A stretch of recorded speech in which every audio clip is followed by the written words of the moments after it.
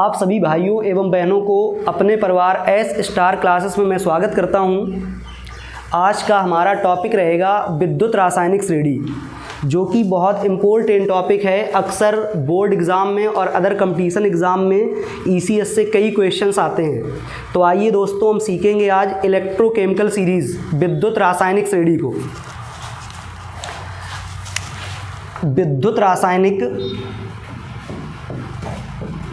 विद्युत रासायनिक श्रेणी, इसे इंग्लिश में कहते हैं इलेक्ट्रोकेमिकल सीरीज़। इलेक्ट्रोकेमिकल सीरीज़ विद्युत रासायनिक श्रेणी की इंग्लिश होती है इलेक्ट्रोकेमिकल सीरीज़। इसे ECS भी कहते हैं। मैं आपको बता दूं कि ECS में तत्वों को उनके मानक इलेक्ट्रोड विभवों के बढ़ते क्रम में रखा गया है। ECS एक बहुत ही आसान सा टॉपिक है। अच्छा, इसको हम सीखने के लिए हम डायरेक्ट आपको इसकी ट्रिक्स बताएंगे कि हम ECS को कैसे सीख सकते हैं। अच्छा, ECS से यूपी बोर्ड या मैं कह दूं बिहार यूपी बोर्ड में कई क्वेश्चंस पूछे जाते हैं।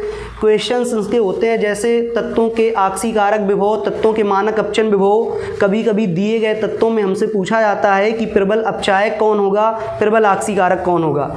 तो तत्वों की जो ECS या मैं कह दूं तत्वों को उनके मानक इलेक्ट्रोड विभव के बढ़ते क्रम में रखने से जो श्रेणी प्राप्त होती है वो कहलाती है विद्युत रासायनिक श्रेणी। अच्छा, ECS जो बनाई गई है, ECS को तत्वों के उनके मानक इलेक्ट्रोड विभवों के बढ़ते क्रम में बनाया गया है।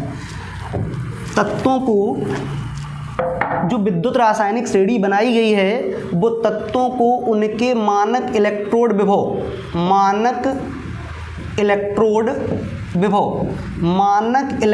विभव या इसी को हम लोग कहते हैं मानक अपचयन विभव। तो जो विद्युत रासायनिक श्रेणी बनाई गई है वो तत्वों को उनके मानक इलेक्ट्रोड विभवों के बढ़ते क्रम में बनाई गई है।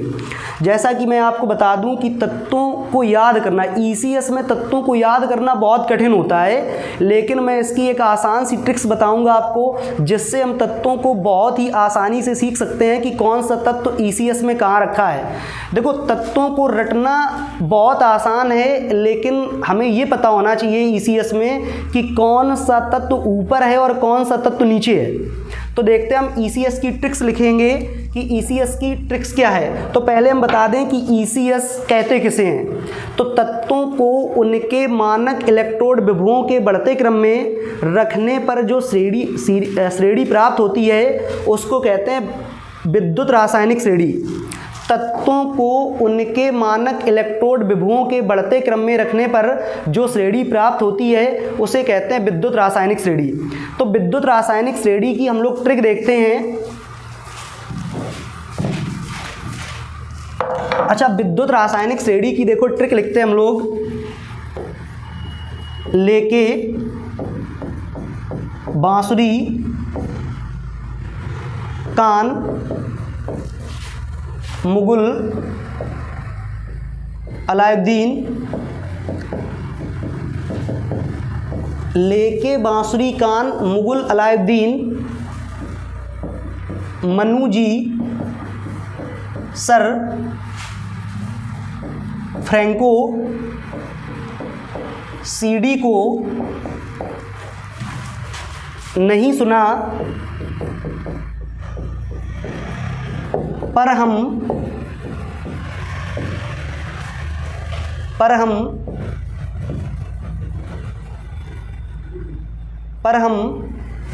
बजाएं।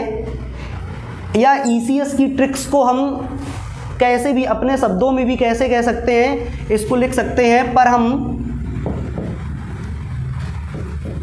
चेन्नई हरियाणा आए, पंजाब अमृतसर से होकर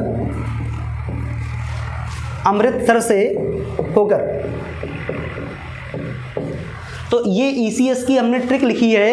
लेके बांसुरी कान Mughal Alauddin Manu ji sir Franco, CD को नहीं सुना पर हम चेन्नई हरियाणा आए पंजाब अमृतसर से होकर। अब जितनी ये ट्रिक्स लिखी है इसमें से तत्व इन्वॉल्व हैं। अब हमें यही पहचानना है कि इसमें से किस तत्व से या हम कह दें किस शब्द से कौन सा एलिमेंट आएगा। हम इतना याद कर लेंगे, समझो हमने बोर्ड एग्ज़ाम में 1 या 2 नंबर क्लियर किए हैं। बोर्ड एग्ज़ाम और अदर कम्पिटिटिव एग्ज़ाम में इससे अक्सर क्वेश्चंस पूछे जाते हैं। तो अब हम इनको देखते हैं कि ECS को हम कैसे संक्षेप में लिखते हैं। तो लेके जो शब्द है इसको 2 प्रकार से हम लोग क्लासीफाइड कर देंगे, ले और के। इसके बाद बांसुरी शब्द को बांसुरी, कान शब्द को CAN, Mughal Alauddin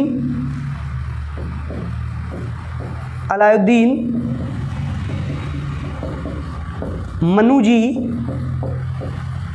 sir Franco, CD को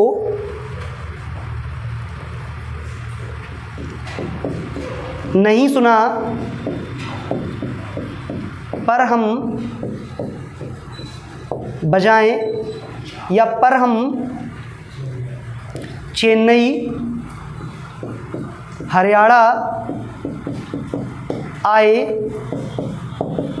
पंजाब अमृतसर से होकर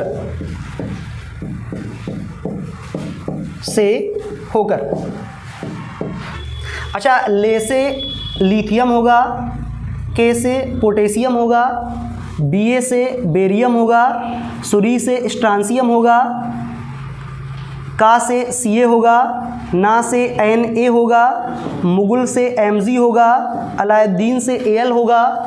इसके बाद मनु से Mn होगा, जी से Zn होगा, सर से क्रोमियम होगा, फ्रैंको से Fe होगा, Cd से कैडमियम होगा, को से कोबाल्ट होगा, नहीं से Ni निकिल होगा, सुना से Sn होगा, पर से Pb होगा, हम से H2 होगा, चेन्नई से कापर होगा, हरियाणा से मरकरी होगा, आए से गोल्ड होगा, आए से होगा सिल्वर होगा, पंजाब से Pt होगा, अमृतसर से गोल्ड होगा। इसके बाद ट्रिक्स में से और होकर इनसे कुछ नहीं होगा, क्रॉस खाली रहेगा। तो हमने दोस्तों सीखी है ECS की ट्रिक। ECS की ट्रिक से ही हम कम से कम बोर्ड एग्ज़ाम में 1 या 2 क्वेश्चंस क्लियर करते हैं। कभी कभी बोर्ड एग्ज़ाम में क्वेश्चन पूछा जाता है कि विद्युत रासायनिक श्रेणी क्या है और विद्युत रासायनिक श्रेणी के लक्षण लिखिए या अनुप्रयोग लिखिए।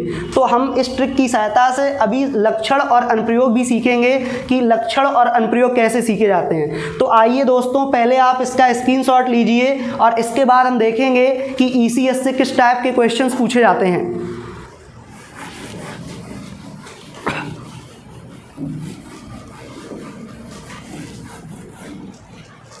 अच्छा, ECS से संबंधित आने वाले क्वेश्चंस का हम टाइप 1 पढ़ते हैं।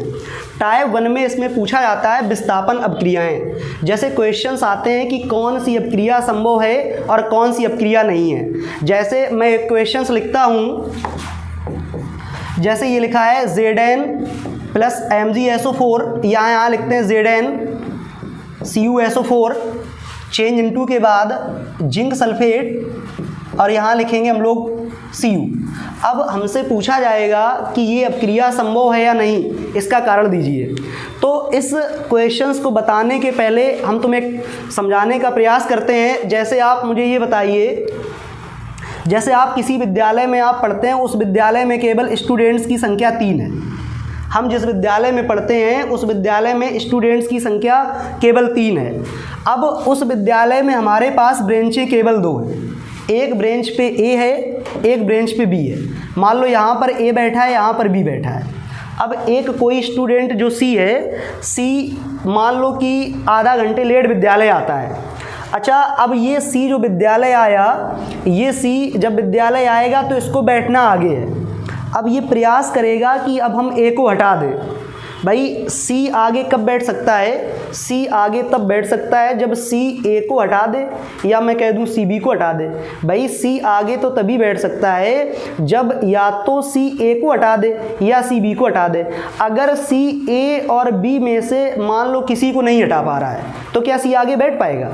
भाई मान लो ए सी जो है ना वो ए को रिप्लेस कर पा रहा है और ना वो रिप्लेस कर पा रहा है बी को, तो क्या सी आगे बैठ पाएगा? अब सी के पास बैठने की एक कंडीशन है, अगर सी के पास मान लो एनर्जी जो है, ताकत जिसे हम कहते हैं, ताकत अगर इसके पास रोमन रेंज ऐसी है तो कन्फर्म है कि जो सी है वो ए को या बी को हटा देगा। लेकिन मैं कह दूं कि जो सी है, सी के पास मतलब सी ए और बी की तुलना में कमज़ोर है, तो सी कभी भी ए को या बी को नहीं हटा पाएगा। भाई अगर सी की सक्रियता जो है, या मैं कह दूं सी की जो एनर्जी है वो ए और बी से कैसी होनी चाहिए? अधिक होनी चाहिए। भाई सी इन दोनों में से किसी को हटाएगा तो सिर्फ एक कंडीशन है, सी की जो सक्रियता होगी, सी की सक्रियता इन दोनों से ज़्यादा होनी चाहिए।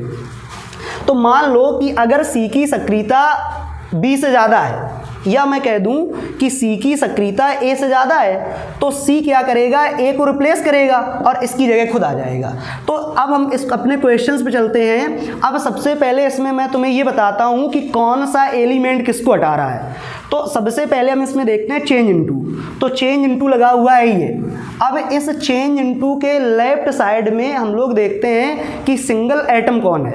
जैसे ये चेंज इनटू लगा हुआ है, इस चेंज इनटू के लेफ्ट साइड में हम देखेंगे कि लेफ्ट साइड में सिंगल कौन है। अच्छा, हमने पता कर लिया कि चेंज इनटू के लेफ्ट साइड में जो सिंगल एटम है, सिंगल एटम क्या है? Zn है। चेंज इनटू के लेफ्ट साइड में सिंगल क्या है? जिंक है। अच्छा, अब चेंज इनटू के राइट साइड में देखते हैं कि सिंगल एटम कौन है। तो चेंज इनटू के राइट साइड में सिंगल एटम है हमारे पास कॉपर, Cu।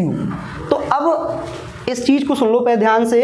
अगर हमारे पास चेंज इनटू के पहले, यानी कि चेंज इनटू के लेफ्ट साइड में जो है और चेंज इनटू के राइट साइड में जो सिंगल है, लेफ्ट वाले का स्थान जो होना चाहिए वो विद्युत रासायनिक श्रेणी में ऊपर होना चाहिए।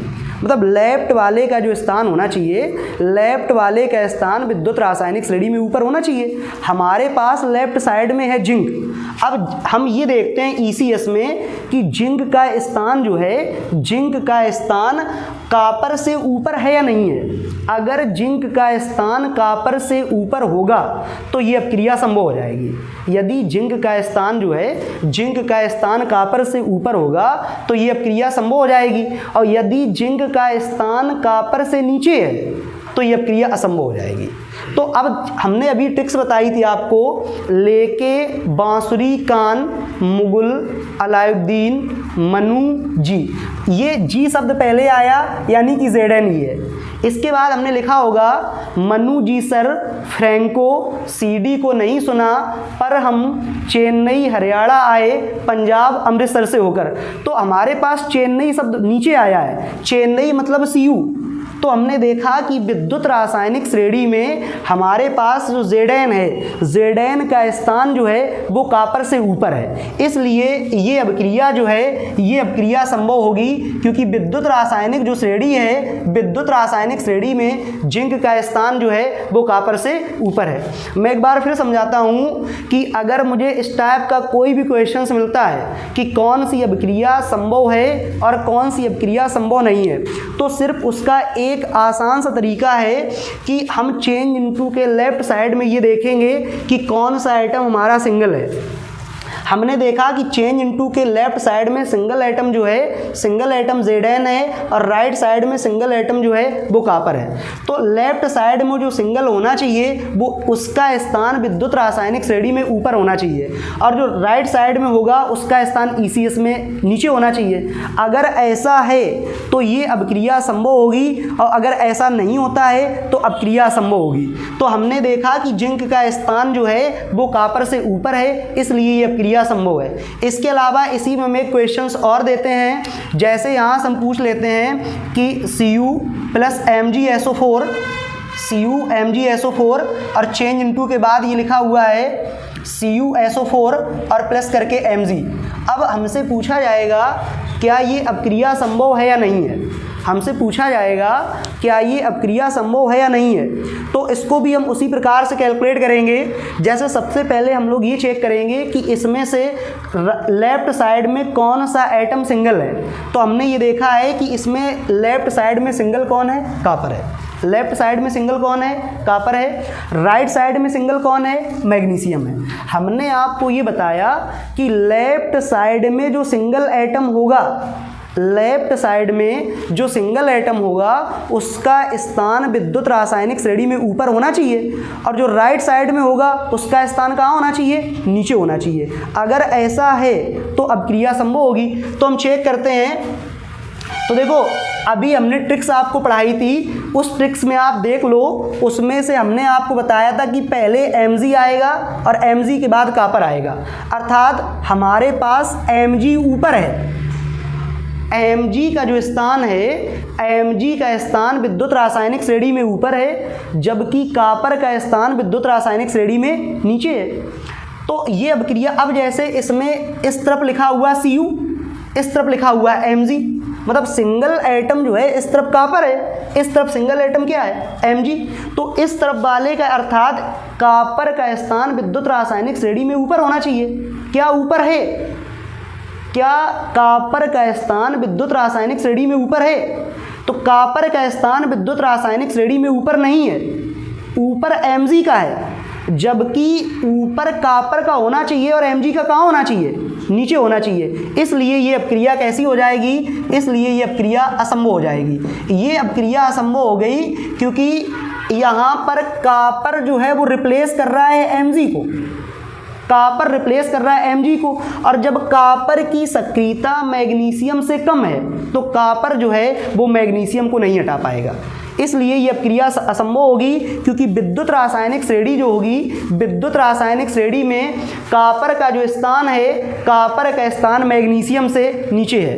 इसके अलावा भी इसमें कई टाइप्स, जैसे मैं एक क्वेश्चन आपको बताता हूँ जो पिछले वर्ष में आपका यूपी बोर्ड एग्जाम में पूछा गया था। ये क्वेश्चन आया था, यहाँ मैं लिखता हूँ CaH2O चेंज इनटू के बाद यहाँ लिखा है CaO और ये मैंने लिखा H2। तो इसमें तरीका वही है कि सबसे पहले हम लोग ये चेक करेंगे कि कौन सा लेफ्ट और राइट में सिंगल कौन है। हमारा एक तरीका कि लेफ्ट और राइट में हम लोग पता करेंगे कि कौन सा एटम सिंगल है। तो यहाँ हम देखते हैं कि सिंगल एटम कौन सा है। तो हमने ये देखा कि इसके लेफ्ट साइड में सिंगल कौन है, लेफ्ट साइड में सिंगल है हमारा कैल्शियम। क्या है? कैल्शियम। अच्छा, राइट साइड में सिंगल जो है वो H2 है। सिंगल होने का मतलब है जैसे हाइड्रोजन H2 में हाइड्रोजन तो 2 हैं, लेकिन हाइड्रोजन के अलावा कुछ नहीं है।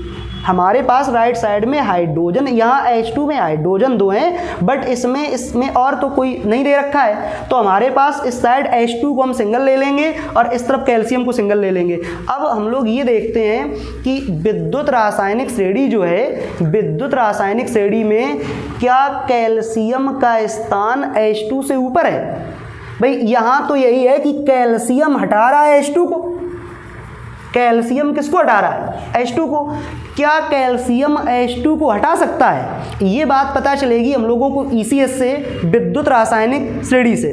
तो विद्युत रासायनिक श्रेणी अभी हमने जो आपको लिखाई थी उसमें आपने लिखा है कि Ca का जो स्थान है, Ca का स्थान H2 से कहाँ है? ऊपर है। Ca का स्थान जो है वो H2 से कहाँ है? ऊपर है। इसलिए ये अपक्रिया जो है, ये अपक्रिया संभव हो जाएगी। तो ये जो अपक्रिया हमने लिखी है ये अपक्रिया संभव है। अगर इसका रीज़न हमें देना होगा तो हम इसका रीज़न देंगे क्योंकि विद्युत रासायनिक श्रेणी में कैल्शियम का जो स्थान है वो H2 से ऊपर है। तो इस टाइप के क्वेश्चंस पूछे जाते हैं विस्थापन अपक्रियाओं में। ये टाइप पहला है विद्युत रासायनिक श्रेणी से। इस टाइप से क्वेश्चंस टाइप फर्स्ट में पूछे जाते हैं कि कौन सी अपक्रिया संभव है और कौन सी अपक्रिया संभव नहीं है। अब इसके अलावा इसमें एक दो चीज़ें हम और पढ़ेंगे, जैसे अपचायक क्षमता है, आक्सीकारक क्षमता है, रासायनिक सक्रियता है, धन विद्युतीय लक्षण है। इस टाइप से क्वेश्चंस बनते हैं। जैसे मैं यहाँ पे एक क्वेश्चंस लिखता हूँ, जैसे मैं आपको बताऊँ, ये लिखा हुआ है जिंक, प्लेटिनम, यहाँ लिखते हैं Ni या Ni, यहाँ पर लिखते हैं हम Ca। अब हमसे पूछा जा सकता है कि इसमें किस किस तत्व की अपचायक क्षमता ज़्यादा है या किस तत्व की अपचायक क्षमता कम है। इस टाइप के क्वेश्चंस में पूछा जाता है किसकी रासायनिक सक्रियता कम है या किसकी रासायनिक सक्रियता ज़्यादा है। तो इसको आप स्क्रीनशॉट लीजिए और इसके बाद हम लोग देखते हैं कि हम अपचायक क्षमता और ऑक्सीकारक क्षमता को कैसे कैलकुलेट करेंगे।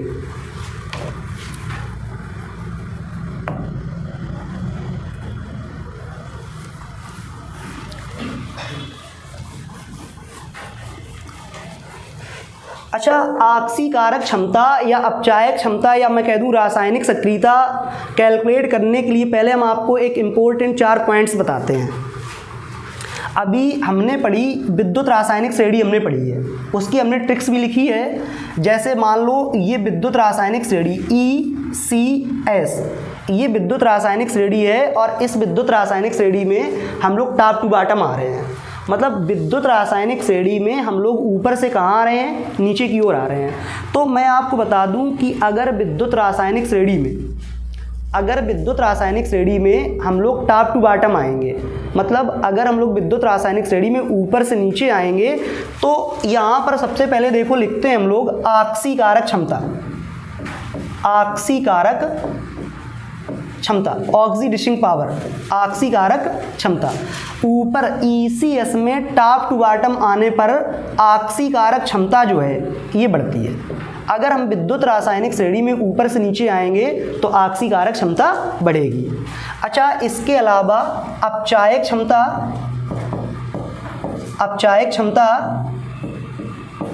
रासायनिक सक्रियता,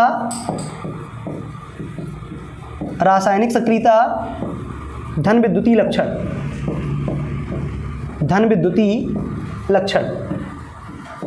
अच्छा, विद्युत रासायनिक श्रेणी में ऊपर से नीचे आने पर ऑक्सीकारक क्षमता बढ़ती है, जबकि विद्युत रासायनिक श्रेणी में ऊपर से नीचे आने पर अपचायक क्षमता, रासायनिक सक्रियता और धन विद्युतीय लक्षण ये तीनों चीज़ें घटती हैं।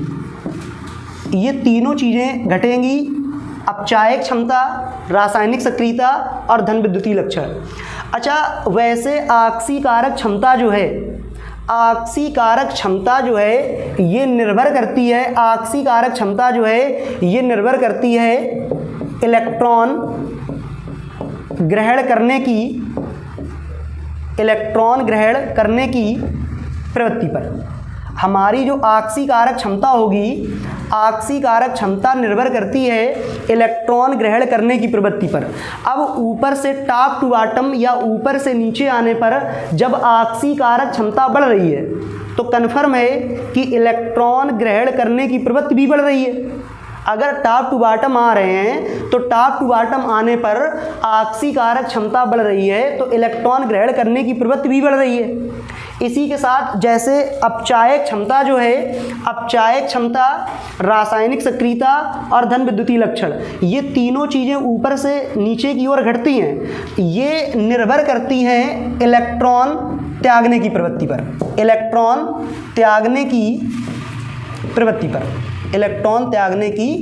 पर।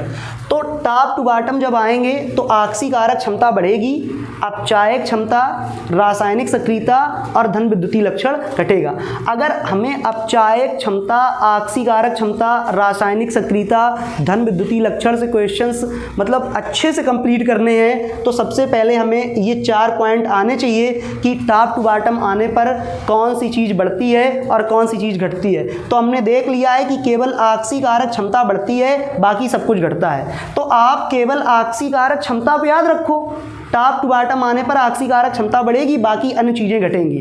तो जैसे मैं एक क्वेश्चन से यहाँ पर लिखता हूँ, जैसे मान लो क्वेश्चन से ये लिखा हुआ है आपका जिंक, यहाँ पर लिखते हैं बेटा Ag, लिथियम और यहाँ पर मान लो लिखिया Au। अब इस क्वेश्चन में हम आपको पूछ दें कि इन चार, ये बोर्ड एग्ज़ाम में आया हुआ क्वेश्चन है। इस क्वेश्चन पे यदि हम आपसे पूछ दें कि इसमें कौन सा तत्व, तुम्हें बताना है कि इसमें कौन प्रबल अपचायक है, इसमें बताना है कि इसमें जो है प्रबल अपचायक कौन है, हमें इसमें कैलकुलेट करना है कि इसमें प्रबल अपचायक कौन है। तो हम इसका एक तरीका बताते हैं कि आप एक काम करो, आप इसका डायरेक्ट आंसर नहीं देंगे, हम इसमें सबसे पहले जो ये तत्व तुम्हारे पास जिंक, सिल्वर, लिथियम, गोल्ड जो दिए गए हैं, इनकी सबसे पहले हम विद्युत रासायनिक श्रेणी तैयार करते हैं। अच्छा, विद्युत रासायनिक श्रेणी की अभी हमने तुम्हें ट्रिक्स पढ़ाई थी। ट्रिक्स आई थी लेके में Li आ गया। लेके के बाद हमने पढ़ाया था बांसुरी, कान, मुगल, अलाउद्दीन, मनु, जी, सर, मनु, जी के बाद Zn आ गया। फिर इसके बाद फ्रैंको, CD को नहीं सुना पर हम चेन्नई, हरियाणा, आए के बाद आए से एजी, और इसमें लिखा था पंजाब अमृतसर से होकर, तो अमृतसर जो है उससे हमने लिखा AU। अब इसमें जैसे हमने ये ECS तैयार की, दिए गए 4 तत्वों में हमने ECS को तैयार कर लिया है। अब इसमें मैं तुम्हें एक तरीका बताता हूँ कि ये जो बीच वाले 2 ऑप्शन हैं, बीच वाले 2 ऑप्शन कभी नहीं हो सकते हैं। मतलब या तो आंसर तुम्हारा पहला सही होगा या आंसर हमारा चौथा सही होगा, बीच वाले दोनों ऑप्शन हमारे सही नहीं होंगे। अब सिर्फ इतना पता कर लेते हैं कि ऊपर से नीचे आने पर अपचायक क्षमता घटती है या बढ़ती है। सिर्फ इतना पता करते हैं कि अपचायक क्षमता जो है वो टॉप टू बॉटम घटेगी या बढ़ेगी। तो हम ये देखते हैं कि अपचायक क्षमता है वो टॉप टू बॉटम घटती है। हमारे पास जो अपचायक क्षमता है, रिड्यूसिंग पावर जो है, वो टॉप टू बॉटम आपकी घटेगी।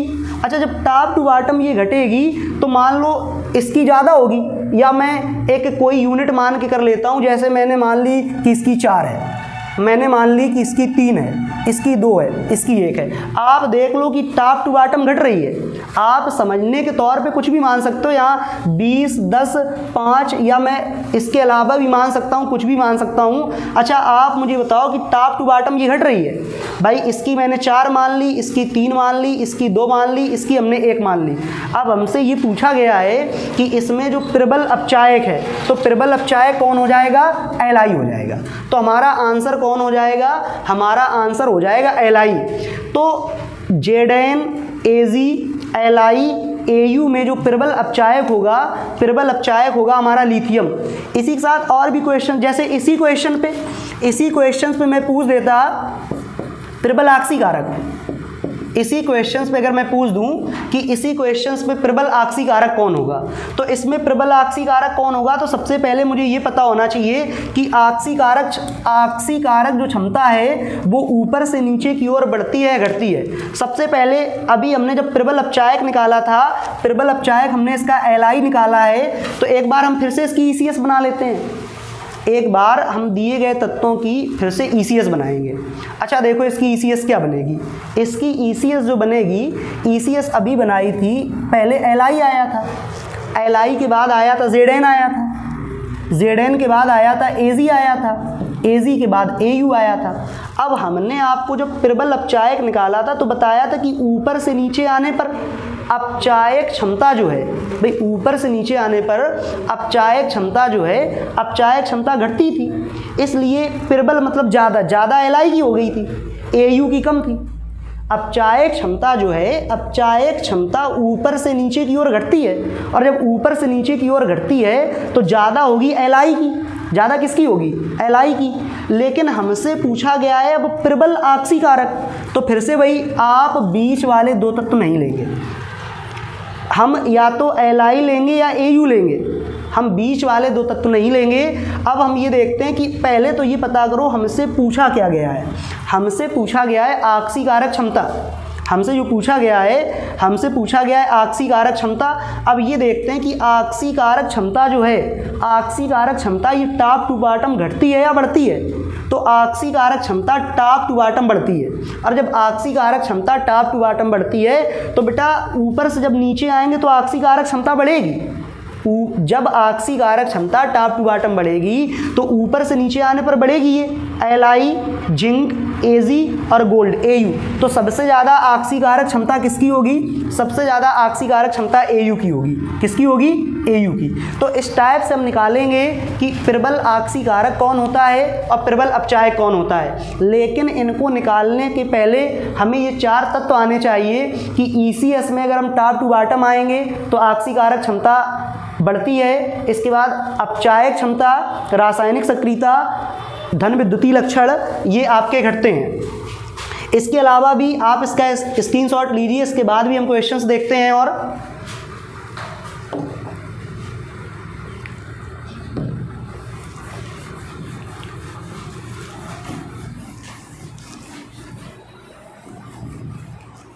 जैसे एक क्वेश्चंस हम देते हैं, मान लो क्वेश्चंस ये दिया गया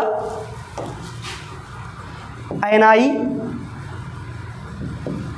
यहाँ लिखा हुआ है BA के बाद यहाँ लिखा है SN के बाद यहाँ हमने लिखा है Mg। अब इस क्वेश्चंस पे हमसे ये पूछा गया है कि इस क्वेश्चंस पे हमें ये बताना है प्रबल रासायनिक सक्रियता किसकी है, या सबसे अधिक रासायनिक सक्रियता, सबसे अधिक रासायनिक सक्रियता, सबसे अधिक रासायनिक सक्रियता किस तत्व की है। तो फिर से हम वही करेंगे, या देखो हमसे अपचायक क्षमता या आक्सीकारक क्षमता या धन विद्युतीय लक्षण, या हमसे पूछ दिया जाए अपचायक क्षमता, तो इसमें हम लोग कुछ नहीं, हम लोग सबसे पहले इसकी ECS बनाएंगे। अच्छा, इसकी ECS बनाते हैं तो ECS में देखो सबसे पहले क्या आएगा, सबसे पहले आएगा Mg, नहीं सबसे पहले आएगा BA के बाद आएगा Mg, इसके बाद Ni के बाद आएगा SN। तो हमने सबसे पहले इसकी ECS बनाई है। ECS जो है सबसे पहले अभी ट्रिक्स बताई थी, लेके, बांसुरी, कान, Mughal, Alauddin, Manu, ji, sir, Franco, CD को, नहीं से Ni, सुना से SN, नहीं सुना। अब इसमें ये देखते हैं, हमने आपको बताया कि बीच वाले जो दो ऑप्शन होंगे, बीच वाले दो ऑप्शन नहीं हो सकते हैं, या तो ऑप्शन हमारा ऊपर वाला होगा या तो ऑप्शन हमारा नीचे वाला होगा। तो हम इसमें ये देखते, अच्छा इसको कैलकुलेट करने के लिए सबसे पहले मुझे ये पता होना चाहिए कि टॉप टू बॉटम जब हम आएंगे तो टॉप टू बॉटम आने पर हमारी रासायनिक सक्रियता घटती है या बढ़ती है। तो हम जानते हैं कि टॉप टू बॉटम आने पर रासायनिक सक्रियता जो है वो घटती है। अच्छा, केवल आक्सीकारक क्षमता बढ़ती है। अगर हम लोग टॉप टू बॉटम आएंगे तो टॉप टू बॉटम आने पर केवल हमारी आक्सीकारक क्षमता जो है, आक्सीकारक क्षमता बढ़ती है, बाकी सब कुछ घटता है। तो अच्छा, इसमें अब ये देखते हैं कि टॉप टू बॉटम आने पर रासायनिक सक्रियता हमारी घटेगी। हमसे पूछा गया कि सबसे अधिक, तो जब ऊपर से नीचे आने पर रासायनिक सक्रियता घटेगी तो बेटा सबसे ज़्यादा किसकी होगी, तो सबसे ज़्यादा जो रासायनिक सक्रियता होगी, सबसे ज़्यादा रासायनिक सक्रियता होगी बेरियम की, क्योंकि टॉप टू बॉटम आने पर घटेगी तो सबसे ज़्यादा रासायनिक सक्रियता होगी बेरियम की, और सबसे कम जो रासायनिक सक्रियता होगी वो टिन SN की होगी। किसकी होगी? SN की। इसी टाइप से और भी क्वेश्चंस पूछे जाते हैं, कभी रासायनिक सक्रियता, कभी अपचायक क्षमता, कभी धन विद्युतीय लक्षण। एक दो बार ये क्वेश्चंस जो मैं अब बताने वाला हूँ, ये एक दो बार क्वेश्चंस यूपी बोर्ड में यही रिपीटेड क्वेश्चंस आया, 2 बार यूपी बोर्ड में आया है ये क्वेश्चंस। जैसे मैं यहाँ पे लिखूँ, जैसे क्वेश्चंस ये है कि जैसे मैंने लिखा Mg के बाद यहाँ लिखा Ca के बाद यहाँ पर हमने लिखा Pt, और Pt के बाद हमने यहाँ लिखा Ba। अब इस 4 ऑप्शंस क्वेश्चंस में ये पूछा गया कि इसमें कौन सा तत्व ऐसा है जो अम्लों से हाइड्रोजन को विस्थापित नहीं कर सकता है। हमसे ये कहा गया है कि इनमें से कौन सा ऐसा तत्व है जो अम्लों से हाइड्रोजन को विस्थापित नहीं कर सकता है। तो इसमें हम ये देखते हैं कि पहले देखो, अच्छा इसमें एक काम ये करते हैं, इसमें ECS एक बार देखते हैं, ECS में कौन ऊपर रहेगा और ECS में कौन नीचे रहेगा। अच्छा, ECS जो रहेगी, ECS में हमारे पास सबसे ऊपर जो आएगा, इसमें सबसे ऊपर आएगा देखो, लेके, बांसुरी, कान, मुगल। अब ये हो गया, इसके बाद ये हो गया, ये हो गया। अब हमारे पास Pt बचता है, ये ECS है। अच्छा, इनके नीचे ही तो हाइड्रोजन है।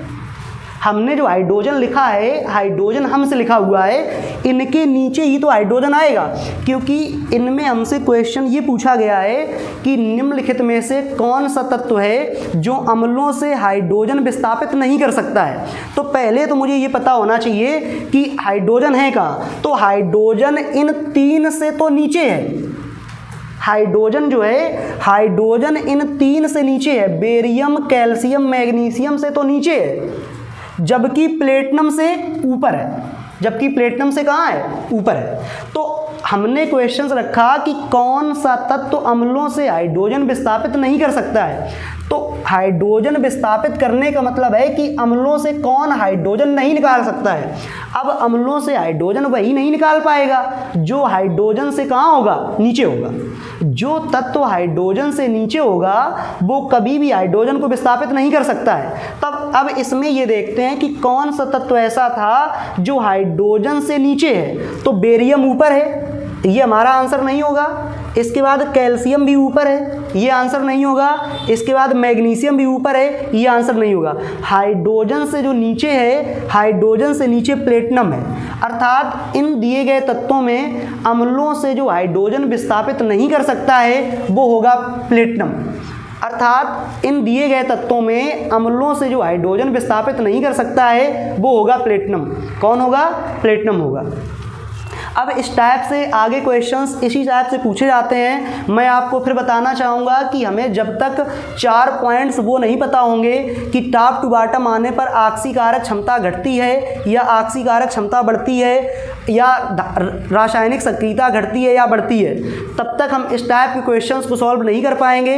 तो मैं एक बार फिर से बता दूं कि आपकी रासायनिक सक्रियता, अपचायक क्षमता, धन विद्युतीय लक्षण, ये तीनों चीज़ें घटती हैं, जबकि ऑक्सीकारक क्षमता जो है, ऑक्सीकारक क्षमता बढ़ती है। आज का लेक्चर बस यहीं तक का है।